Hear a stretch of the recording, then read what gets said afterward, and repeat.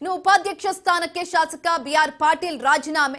ಕರ್ನಾಟಕ ರಾಜ್ಯ ನೀತಿ ಯೋಜನಾ ಆಯೋಗದ ಉಪಾಧ್ಯಕ್ಷ ಸ್ಥಾನಕ್ಕೆ ರಾಜೀನಾಮೆಯನ್ನು ಕೊಡಲಾಗಿದೆ.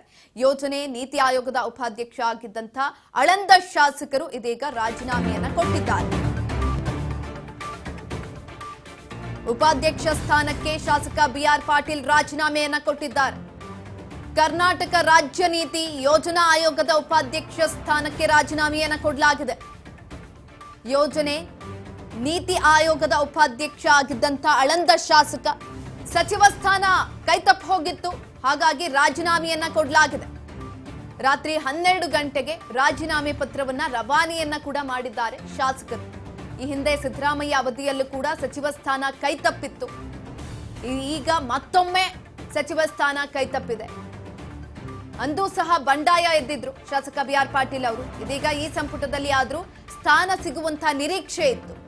ಆದ್ರೆ ಸಚಿವ ಸ್ಥಾನ ಸಿಗದಿದ್ದಕ್ಕೆ ಇದೀಗ ತಮ್ಮ ಸ್ಥಾನಕ್ಕೆ ರಾಜೀನಾಮೆಯನ್ನ ಕೊಟ್ಟಿದ್ದಾರೆ. ಈ ಬಗ್ಗೆ ಸಾಮಾಜಿಕ ಜಾಲತಾಣದಲ್ಲಿ ಪೋಸ್ಟ್ ಅನ್ನು ಕೂಡ ಮಾಡಿದ್ದಾರೆ ಬಿಆರ್ ಪಾಟೀಲ್ ಅವರು.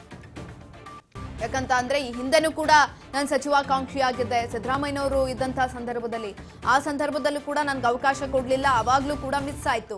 ಆದ್ರೆ ಈಗ ನಿರೀಕ್ಷೆಯನ್ನ ಇಟ್ಕೊಂಡಿದ್ದೆ. ಅಟ್ಲೀಸ್ಟ್ ಡಿ.ಕೆ. ಶಿವಕುಮಾರ್ ಅವರು ಬಂದಿದ್ದಾರೆ. ಮೊದಲನೇ ಪಟ್ಟಿಯಲ್ಲಿ ನನ್ನ ಹೆಸರಿರ್ಲಿಲ್ಲ ಬಿಡಿ, ಅದು ಬೇರೆ ಪ್ರಶ್ನೆ. ಆದ್ರೆ ಎರಡನೇ ಪಟ್ಟಿಯಲ್ಲಿ 2 ತಿಂಗಳ ಬಳಿಕ ಚರ್ಚೆಯಾಗಿ ಬಂತಲ್ಲ ಪಟ್ಟಿ, ಅದರಲ್ಲೂ ಕೂಡ ನನ್ನ ಹೆಸರಿಲ್ಲ. ಸಚಿವ ಸ್ಥಾನಕ್ಕಾಗಿ ಆಕಾಂಕ್ಷಿಯಾಗಿದ್ದವನು ನಾನು, ನಿರೀಕ್ಷೆಯನ್ನ ಇಟ್ಕೊಂಡಿದ್ದಂಥವನು. ಆದ್ರೆ ನನಗೆ ನಿರಾಸೆಯಾಗಿದೆ, ಹಾಗಾಗಿ ರಾಜೀನಾಮೆಯನ್ನ ಕೊಟ್ಟಿದ್ದಾರೆ. ಕರ್ನಾಟಕ ರಾಜ್ಯ ನೀತಿ ಯೋಜನಾ ಆಯೋಗದ ಉಪಾಧ್ಯಕ್ಷ ಸ್ಥಾನಕ್ಕೆ ರಾಜೀನಾಮೆಯನ್ನ ಕೊಟ್ಟಿರುವಂತದ್ದು ಆಳಂದ ಶಾಸಕ ಬಿಆರ್ ಪಾಟೀಲ್ ಅವರು.